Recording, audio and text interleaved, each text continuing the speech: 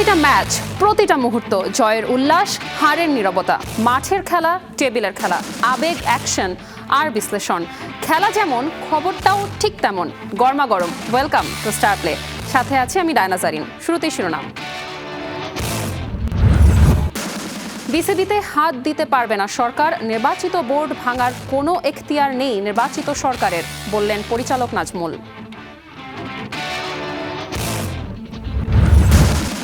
ভেঙে যেতে পারে বিসিবির পরিচালনা পর্ষদ, গুঞ্জনে বিচলিত নন বর্তমান পরিচালকরা। বিশ্বকাপ খেলতে না পারাটা বেদনার, বললেন পরিচালক কামাল বাবু।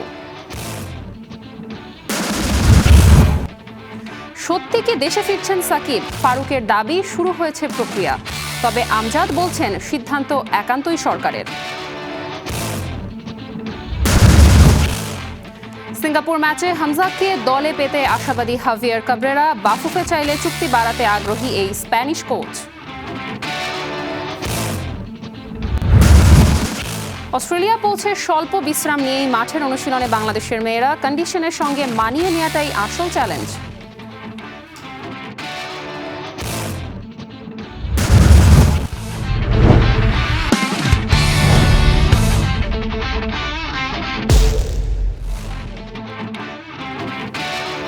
বর্তমান সরকার এই বোর্ড ভাঙতে পারবে না।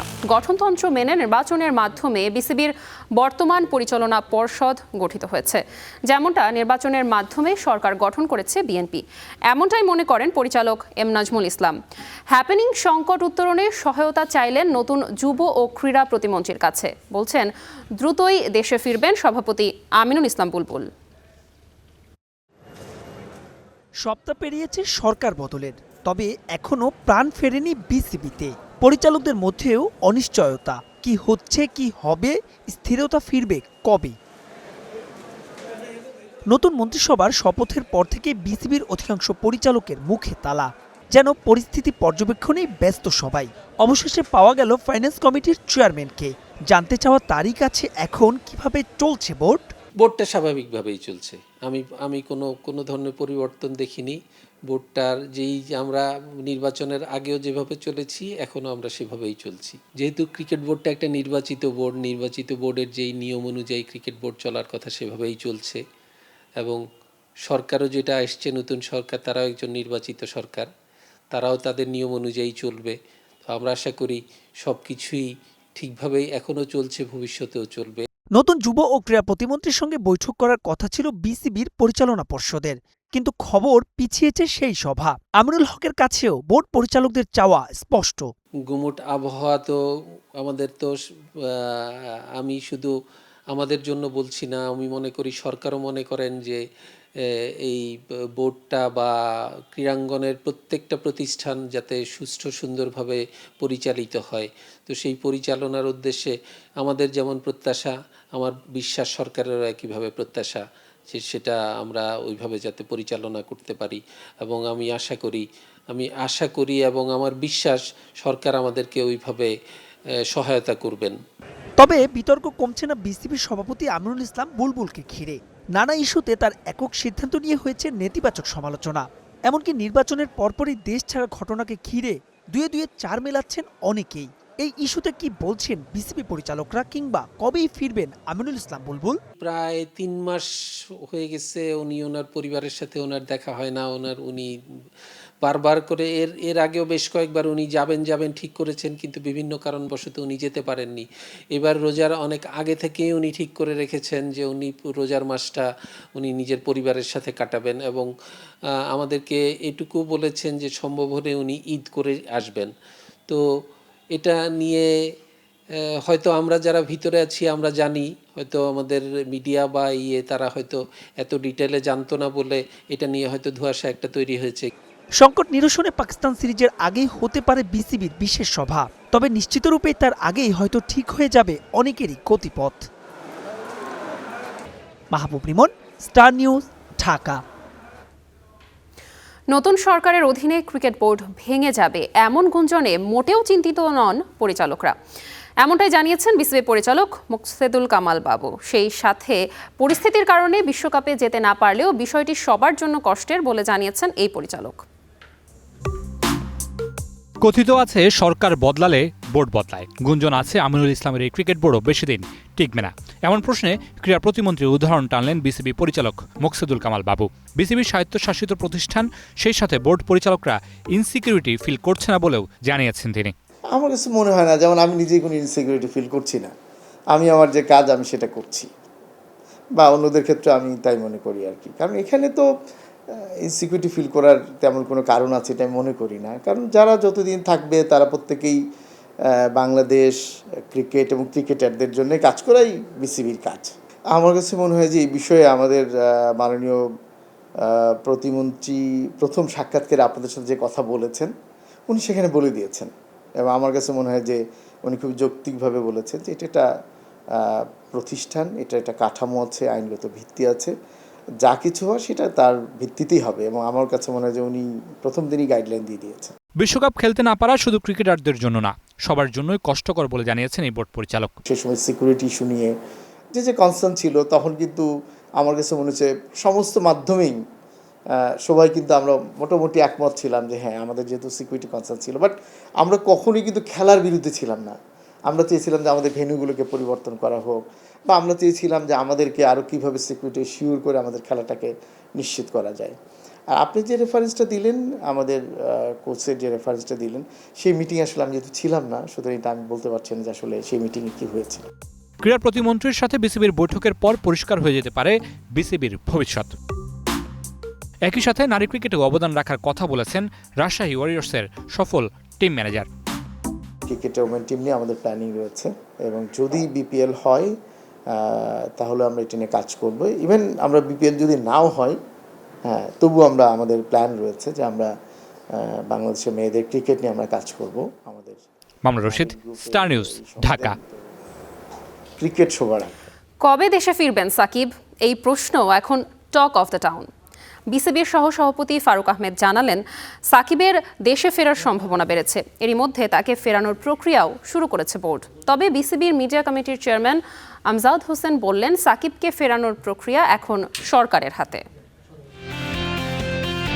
বাংলাদেশের জার্সিতে আবারও মাঠে নামবেন সাকিব আল হাসান। তার অলরাউন্ড পারফরমেন্সে মাতবে মিরপুরের গ্যালারি।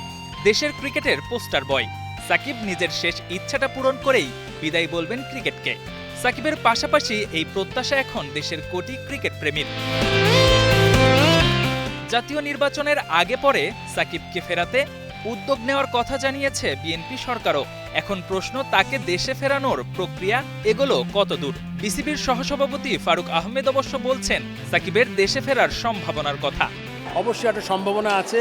তার সাথে সাকিব কিন্তু আমি যখন চেষ্টা করেছি তার থেকে আরও 1 বছর প্লাস হয়েছে ওর ফিটনেস, এবং সাকিব যেই প্লেয়ার, এটা আমার মনে হয় যে আপনার ওর জন্য ওর মাথা, আমি বাংলাদেশে যত ক্রিকেটার আমরা তৈরি করেছি, আমার মনে হয় এত প্রফেশনাল মেন্টালি, তো ফিজিক্যালটা ঠিক করে ফেলবে। এবং যদি আপনি যেটা বলেছেন, ক্রিকেট বোর্ড সবসময় চায় সাকিব বাংলাদেশের পরে খেলুক, যদি ওর ফিটনেস বা সিলেক্টেড হয়।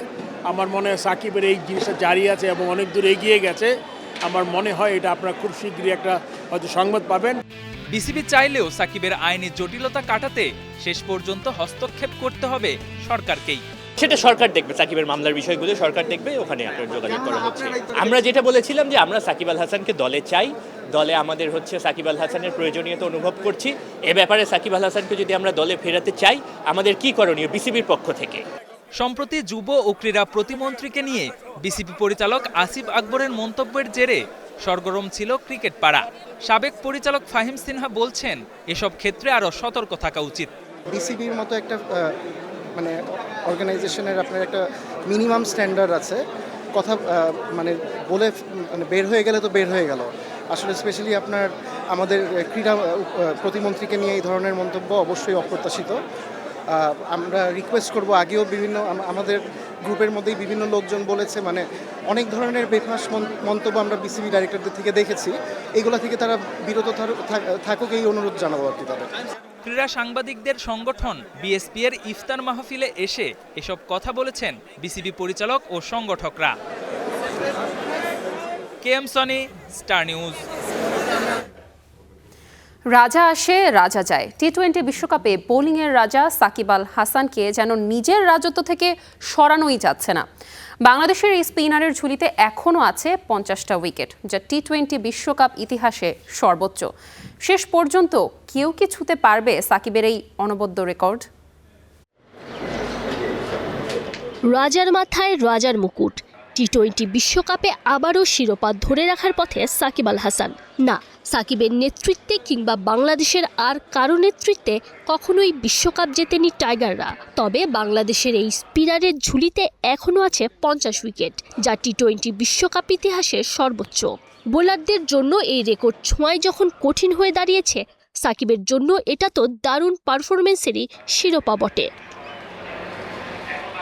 এবারের টুর্নামেন্ট শুরুর আগে তাকে ছাড়িয়ে যাওয়ার দৌড়ে ছিলেন 3 spinner, Adam Zampa, Wanindu Hasaranga আর রাশিদ খান। কিন্তু বিশ্বকাপের মঞ্চ থেকে একে একে ছিটকে গেছেন সবাই। হাসারাঙ্গা চোটে পড়ে থেমেছেন 40 উইকেটে, রাশিদ খান আছেন 43-এ। আর অস্ট্রেলিয়া আসর থেকে বিদায় নেয়ার আগে জাম্পা ওমানের বিপক্ষে 4 উইকেট নিয়ে পৌঁছেছেন 44-এ। 3 জনের যাত্রা এখানেই থেমেছে। অবশ্য সাকিবের অনবদ্য রেকর্ডটা ভেঙে দেওয়ার দৌড়ে এখনও টুর্নামেন্টে টিকে থাকা বোলারদের মধ্যে আছেন 2 জন, সাউথ আফ্রিকার আন্ড্রিক নরকিয়া আর ইংল্যান্ডের আদিল রশিদ। 2 জনের উইকেট সংখ্যায় 37। তবে সাকিবকে ছাড়াতে হলে প্রয়োজন অবিশ্বাস্য পারফরমেন্স। ফাইনাল পর্যন্ত গেলেও উইকেট দরকার 14টার বেশি, যা প্রায় অসম্ভব একটা চ্যালেঞ্জ। সব মিলিয়ে বলাই যায় টি-20 বিশ্বকাপের সিংহাসনে আপাতত নিরাপদ দূরত্বেই আছেন সাকিব আল হাসান। বাংলাদেশের পোস্টার বয় বিশ্বকাপে না থেকেও আছেন সবার আলোচনায়, সব বোলারদের শীর্ষে। Tanzim Oishi, star News. 21শে ফেব্রুয়ারি মহান শহীদ দিবস ও আন্তর্জাতিক মাতৃভাষা দিবস। এদিনের মাহাত্ম্য ছুঁয়ে গেছে দেশের ক্রিকেটারদের হৃদয়ও। ভাষা সৈনিকদের শ্রদ্ধা জানাতে ভোলেননি সাকিব আল হাসান, তামিম ইকবাল, মাশরাফি বিন মুর্তজারা। মেহেদী হাসান মিরাজরা করছেন দোয়া। অনুশীলনের ফাঁকে একটুখানি আড্ডা, গল্পের ভাষা বাংলা। ব্যথা পেয়ে তীব্র যন্ত্রণা, অনুভূতি জানানোর ভাষা বাংলা। ফর্ম নেই, পাশে আছেন শিক্ষক। নিজের কমতি বুঝে নেয়া, বোঝানোর ভাষা বাংলা। বিশ্বমঞ্চে প্রতিনিধিত্ব করা কিংবা নিজের এলাকার কোনো জনসভায় স্লোগানের ভাষা বাংলা। ক্রিকেটারদের জন্য দেশের মানুষের ভালোবাসা প্রকাশের ভাষা বাংলা।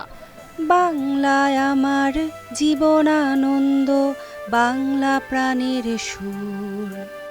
নিজের মাতৃভাষায় কথা বলার চেয়ে আর কিসে আছে এত সুখ? 21শে ফেব্রুয়ারি মহান শহীদ দিবস এবং আন্তর্জাতিক মাতৃভাষা দিবস। কেবল বাংলা নয়, গোটা পৃথিবীতেই আজ মাতৃভাষা দিবস। তবে যে দেশে ভাষার জন্য লড়াই করেছেন হাজারো মানুষ, আন্দোলনের 74 বছর পেরিয়ে গেলেও সে দেশের ভাষার কদর, ভাষার শহীদদের প্রতি সম্মান আছে অক্ষুণ্ণ। এটাই তো স্বাভাবিক। বাংলাদেশের ক্রিকেটারদের মনেও আজ মহান এ দিবসের ভাব, গাম্ভীর্য, তাৎপর্য ছড়িয়ে গেছে। সাকিব আল হাসান এক সময়ের বিশ্বসেরা অলরাউন্ডার, বাংলাদেশকে বিশ্বমঞ্চে পরিচিত করেছেন। সাকিব অনেকের কাছেই হিরো, আর সাকিবের চোখে ভাষার শহীদেরা। তাদের প্রতি তাই সাবেক টাইগার কাপ্তানের বিনম্র শ্রদ্ধা। সাকিবের মাতৃভাষা তো তামিম ইকবালেরও নিজের ভাষা, মুখের ভাষা।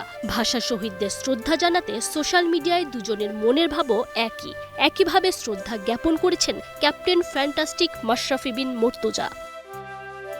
দেশের জার্সি গায়ে মাঠে নামলে যাদের ত্যাগ টাইগারদের শক্তি দেয়, তাদের প্রতি ওয়ানডে কাপ্তান মেহেদী হাসান মিরাজ লিখেছেন 59 শব্দের বাংলা অনুভূতির এক বন্দনা। মহান সৃষ্টিকর্তার কাছে ভাষা শহীদদের জন্য করেছেন দোয়া। একটা জাতির আত্মপরিচয় তার ভাষার মাঝে, আর বাংলা ভাষা আমাদের গর্বের প্রতীক। নিজে মনে প্রাণে এ কথাটাই বিশ্বাস করেন তাওহিদ হৃদয়। আমার ভাইয়ের রক্তে রাঙানো 21শে ফেব্রুয়ারি আমি কি ভুলিতে পারি? আর সব বাংলাদেশিদের মতো ভুলতে পারেন না শরীফুল ইসলাম।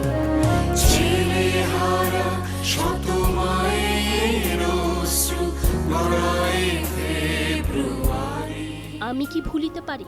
না, কখনোই ভোলা যায় না। Tanzim Oishi, star news. ইংল্যান্ডের ফ্র্যাঞ্চাইজ ভিত্তিক জনপ্রিয় ঘরোয়া ক্রিকেট আসর দ্য 100-এর এবারের নিলামে বড়সড় উপস্থিতি বাংলাদেশের। মোট 23 জন টাইগার ক্রিকেটার নাম লিখিয়েছেন এই জমজমাট আসরে। তবে নিলামে নেই দেশসেরা অলরাউন্ডার সাকিব আল হাসানের নাম। বাংলাদেশিদের মধ্যে সর্বোচ্চ ভিত্তিমূল্য ধরা হয়েছে বাঁহাতি পেসার মোস্তাফিজুর রহমানের 1 লাখ পাউন্ড। তারপরেই আছেন লেগ স্পিনার রিশাদ হোসেন, যার ভিত্তিমূল্য 75,000 পাউন্ড। বাকি 21 জন ক্রিকেটারের ভিত্তিমূল্য 31,000 পাউন্ড করে। সব মিলিয়ে 18টা দেশ থেকে প্রায় 1,000 ক্রিকেটার নিবন্ধন করেছেন এবারের নিলামে। 11 ও 12 মার্চ লন্ডনে অনুষ্ঠিত হবে নিলাম।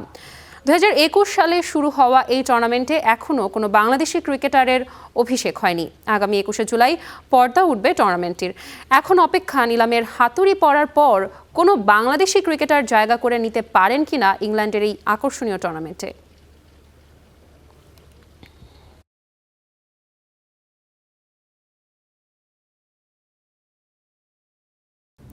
অস্ট্রেলিয়ার মাটিতে ইতিহাসের দ্বারপ্রান্তে বাংলাদেশ নারী ফুটবল দল বহু বাধা পেরিয়ে স্বপ্নকে সঙ্গী করে এশিয়ান কাপের মূল মঞ্চে প্রথমবার পা রেখেছে লাল সবুজের মেয়েরা। সিডনির অনুশীলনে ব্যস্ত সময় পার করছে ঋতুপর্ণারা। দীর্ঘ প্রস্তুতি শেষে এখন অপেক্ষা এশিয়ার পরাশক্তিদের বিপক্ষে নিজেদের প্রমাণ করা।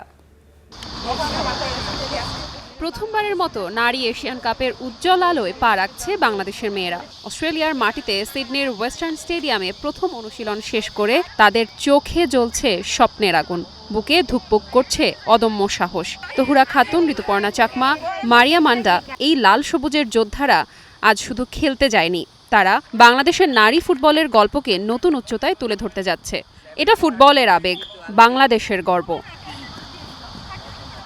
হাঁটি হাঁটি পা পা করে এসেছে এই দল। 2007 সালে যখন নারী ফুটবলের প্রথম পদক্ষেপ শুরু হয়েছিল, তখন ছিল শুধু সংশয় আর বাধা। সমাজের চোখে ছিল প্রশ্ন, পরিবারে ছিল আপত্তি, মাঠে ছিল অভাব, কিন্তু মেয়েরা থামেনি। সাফ চ্যাম্পিয়নশিপে জয়, প্রতিদিনের ঘাম রক্তের অনুশীলন গ্রাম শহরের মেয়েদের একত্রিত করে, এসবই তাদের শক্তি। গত বছর জুলাইয়ে বাছাই পর্বে বাহরাইন, মিয়ানমার, তুর্কমেনিস্তানকে পেছনে ফেলে অবিশ্বাস্য পারফরমেন্স দেখিয়ে প্রথমবারের মতো এশিয়ান কাপের মূল পর্বে টিকিট পেয়েছে তারা। ঋতুপর্ণার গোল, তহুরার দৃঢ়তা, দলের একতা, এসবই সেই আগুন যা আজ অস্ট্রেলিয়ায় জ্বলছে। লম্বা জার্নি শেষে চনমনে অনুশীলন। কেমন আছেন ফুটবলাররা? ফিটনেসই বা কেমন? আজকে সকালে 8টা থেকে 10টা পর্যন্ত আমাদের ট্রেনিং সেশনটা কমপ্লিট করলাম। সো ভ্রমণজনিত যেই ক্লান্তি সেটা তো আছে প্লেয়ারদের মধ্যে, কিন্তু আল্লাহর মতে তেমন কোনো ইনজুরির সংখ্যা আমাদের মধ্যে নেই। আমরা সবাই মোটামুটি ফিট আছে প্লেয়াররা। সো আমরা চেষ্টা করছি এখন ওয়েদারের সাথে মানিয়ে নেওয়ার জন্য। কোচ যেভাবে ইনস্ট্রাকশন দিচ্ছে প্লেয়ারও ওই চেষ্টা করতেছে। আজকে ট্রেনিং সেশনটা মোটামুটি ভালো হয়েছে। আগামী 3 মার্চ সিডনির ওয়েস্টার্ন স্টেডিয়ামে 9 বারের চ্যাম্পিয়ন চীনের সামনে দাঁড়াবে তারা। তারপর 6 মার্চ একই মাঠে 3 বারের চ্যাম্পিয়ন নর্থ কোরিয়া। আর 9 মার্চ পার্থ রেক্ট্যাঙ্গুলার স্টেডিয়ামে উজবেকিস্তানের মোকাবিলা। কঠিন, খুবই কঠিন, কিন্তু এই মেয়েরা জানে ফুটবল মানে শুধু জয় নয়, মানে লড়াই। দেশের হয়ে মাঠে নামা, প্রতিটা বলে দেশের নাম উচ্চারণ করা, প্রতিটা ট্যাকল, প্রতিটা পাস, প্রতিটা শট, সবকিছুতে বাংলাদেশের আবেগ মিশে আছে। দেশের গণমাধ্যম থেকে রাস্তার চায়ের দোকান, সবাই এক সুরে বলছে, পারবে তো তহুরা, ঋতুপর্ণা, মারিয়া। এই এশিয়ান কাপ হোক বাংলাদেশের মেয়েদের সোনালী স্বপ্নের প্রথম অধ্যায়। পথটা কঠিন, তবে সেই পথে হাঁটতে প্রস্তুত বাংলাদেশের মেয়েরা। Diana Zarin, star news. সিঙ্গাপুরের বিপক্ষে ম্যাচ শেষেই নিজের চুক্তির মেয়াদ বৃদ্ধির ব্যাপারে বাফুফের সাথে বসতে চান কোচ হাভিয়ার কাবরেরা। আপাতত এই স্প্যানিশ ট্যাকটিশিয়ানের টার্গেট ভিয়েতনাম ও সিঙ্গাপুর ম্যাচে ভালো পারফর্ম করা। একই সাথে লেস্টার সিটির চিকিৎসকের সাথেও তিনি কথা বলেছেন। 31 মার্চের আগে হামজার ফিট হওয়ার ব্যাপারে আশাবাদী তিনি। 2 মাসের ছুটি কাটিয়ে প্রথমবার গণমাধ্যমের সামনে জামাল মুরসালিনদের কোচ হাভিয়ার কাবরেরা, সাথে অ্যাসিস্ট্যান্ট হাসান আল মামুন। ক্রীড়া সাংবাদিকদের সংগঠন বিএসপি এর ইফতার মাহফিলে বেশ আগেভাগেই চলে আসেন এই Spanish coach. 31 March Asian cup বাছাইয়ের শেষ ম্যাচ বাংলাদেশের। এর আগে খেলা আছে ভিয়েতনামের সাথেও। ফ্রেন্ডলি ম্যাচটাতে হামজার খেলার সম্ভাবনা নাই বললেই চলে, তবে সিঙ্গাপুরের বিপক্ষে হামজাকে পাওয়ার ব্যাপারে বেশ আশাবাদী কাবরেরা। আমরা লেস্টার সিটির ডাক্তারের সাথে যোগাযোগ রাখছি। আমরা ইতিবাচক যে ওর রিকভারি খুব ভালোভাবেই হবে। পরিকল্পনা হলো মার্চের মাঝামাঝি সময়ে তার মাঠে ফেরার কথা। সেই অনুযায়ী আমরা ঠিক করব ও কবে ক্যাম্পে যোগ দেবে। তবে সবকিছু ঠিক থাকলে সিঙ্গাপুরের বিপক্ষে ম্যাচে ওকে পাওয়ার ব্যাপারে আমরা আশাবাদী। সিঙ্গাপুরের বিপক্ষে ম্যাচের দিনই বাফুফের সঙ্গে চুক্তি শেষ হবে কাবরেরার। নতুন মেয়াদে তিনি চুক্তি করতে চান কিনা সেই বিষয়ে চলছে আলোচনা। স্প্যানিশ কোচ জানিয়েছেন ম্যাচ শেষ হওয়ার পরই তিনি আলোচনার টেবিলে বসতে চান বাফুফের সাথে। আমাদের কিছুদিন ধৈর্য ধরতে হবে। বাফুফের সাথে আমার চুক্তি বেশ কিছুদিন বাকি আছে। সামনে আমাদের 2টা গুরুত্বপূর্ণ ম্যাচ আছে। ভিয়েতনাম এবং সিঙ্গাপুরের বিপক্ষে খেলা শেষেই চুক্তির ব্যাপারে কথা বলা যাবে। আপাতত ফোকাস শুধু ম্যাচেই রাখা উচিত। বাংলাদেশ এরই মধ্যে বাদ পড়ে গেছে এশিয়ান কাপের বাছাই পর্ব থেকে, তবে শেষ ম্যাচটা বেশ গুরুত্বের সাথেই দেখছেন স্প্যানিশ কোচ কাবরেরা। ক্যাম্প নিয়ে আলোচনা চলছে। আমাদের পরিকল্পনা আছে ঢাকায় 2-3টা ট্রেনিং সেশন করার। এরপরে আমরা ভিয়েতনামের উদ্দেশ্যে রওনা হব। সেখানে গিয়ে আমরা সিঙ্গাপুর ম্যাচের প্রস্তুতি নেব। ইফতার মাহফিলে এসে হাফিয়ার কাবরেরা কথা বলেছেন বাংলাদেশের নতুন ক্রীড়া প্রতিমন্ত্রী আমিনুল হকের সাথে। ফুটবলের ভবিষ্যৎ নিয়ে বিভিন্ন ইস্যুতে করেছেন আলোচনা। Sheikh Ashik, star news, Dhaka. লা লিগায় শীর্ষস্থান ধরে রাখতে ওসাসুনার বিপক্ষে মাঠে নামছে রিয়াল মাদ্রিদ। ওসাসুনার মাঠে ম্যাচটি শুরু হবে বাংলাদেশ সময় রাত 11:30টায়। তবে এই ম্যাচের আগেও আলোচনায় ভিনিসিয়াসের উপর হওয়া বর্ণবাদ ইস্যু। প্রিমিয়ার লিগে আর্সেনালের ঘাড়ে নিঃশ্বাস ফেলার সুযোগ ম্যানচেস্টার সিটির। রাত 2টায় সিটিজেনদের প্রতিপক্ষ নিউক্যাসল। লা লিগার লাগামটা রিয়াল মাদ্রিদের হাতেই, তবে পা ফসকানোর সুযোগ নেই, কারণ 2-এ থাকা বার্সেলোনা পিছিয়ে কেবল 2 পয়েন্ট। তাই শীর্ষস্থান জিয়ে রাখতে ওসাসুনার বিপক্ষে জয়ের বিকল্প নেই লস ব্ল্যাঙ্কোদের। তবে রিয়াল মাদ্রিদ এখন আলোচনায় ভিনিসিয়াস জুনিয়র ইস্যুতে। চ্যাম্পিয়ন্স লিগে বেনফিকার মাঠে আর্জেন্টাইন ফরওয়ার্ড ক্রিস্টিয়ানি তারা বর্ণবাদী আচরণের শিকার হবার অভিযোগ তুলেছেন ভিনি। স্বাভাবিকভাবে লা লিগার ম্যাচের আগেও রিয়াল কোচ আলভারো আরবেলোয়ার কাছেও এসেছে বর্ণবাদী ইস্যুতেই প্রশ্ন। ভিনিসিয়াসের সাথে যেটা হয়েছে সেটা কোনোভাবেও কাম্য মনে করছেন না আলভারো। শাস্তির বিষয়টা কেবল ইউএফার হাতে থাকলেও কঠিন শাস্তি আশা করছেন স্প্যানিশ এই কোচ। দোষীর শাস্তি হওয়া উচিত। আমাদের সামনে একটা সুযোগ দৃষ্টান্ত স্থাপনের। ফুটবল ঘিরে আবেগ কিভাবে মানুষের মনে আলোড়ন তোলে আমরা জানি, তবে বেনফিকার মাঠে যা হয়েছে তা মেনে নেওয়া যায় না।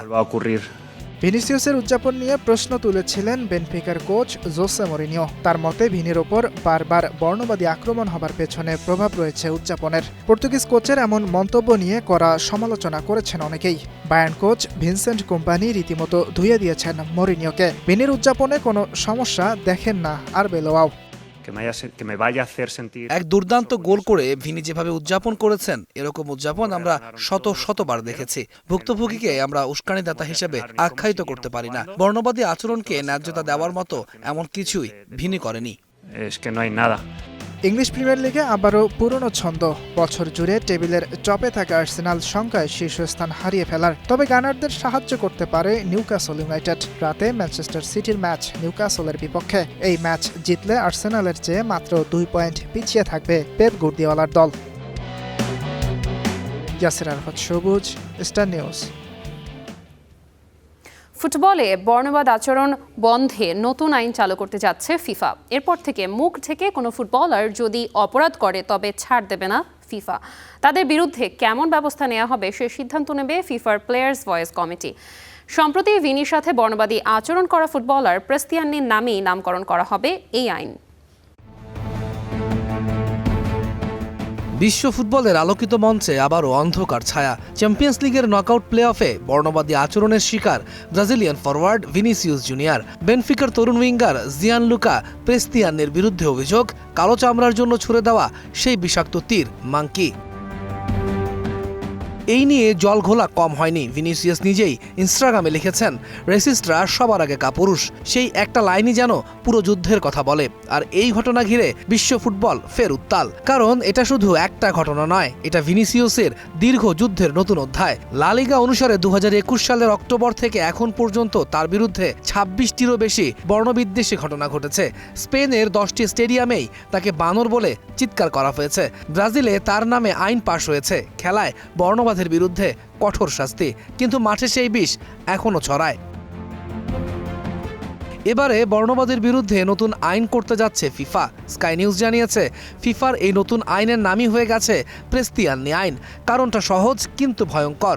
ফুটবলাররা প্রতিপক্ষকে গালি দিতে গিয়ে জার্সি দিয়ে মুখ ঢেকে ফেলেন যাতে ক্যামেরায় না ধরতে পারে। এই অভ্যাসটা এতটাই সাধারণ যে এটাকে স্মার্ট ট্রিক বলেও মনে করা হয়। কিন্তু যদি সেই ঢাকা মুখের আড়ালে বর্ণবিদ্বেষ বা অশালীন কথা বলা হয় তাহলে আর ছাড় নয়। ফিফার প্লেয়ার্স ভয়েস কমিটি এখন এটাই আলোচনা করবে, মুখ ঢেকে অপরাধ করলে সেটাকে সরাসরি শাস্তিযোগ্য অপরাধ হিসেবে গণ্য করা হবে কিনা।